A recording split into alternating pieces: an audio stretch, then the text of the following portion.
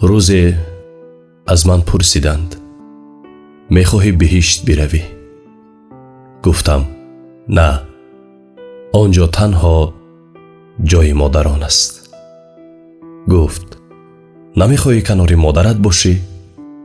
گفتم نه، این دنیایش را از او گرفتم. جوانی و روزهای خوبش را برایم بخشید.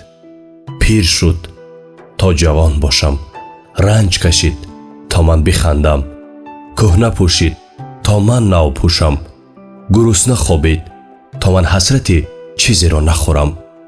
دیگر نمیخواهم در بهشت هم فکرش شب و روز با من باشد.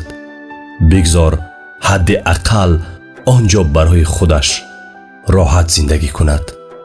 کاش، ای کاش لااقل یک روز مادر هم برای خودش زندگی میکرد.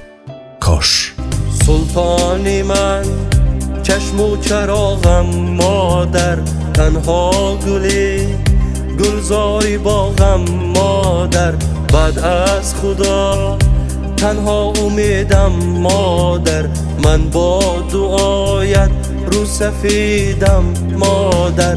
مادر پرستار دلم، ای روشنی بخشو چراغی منزلم.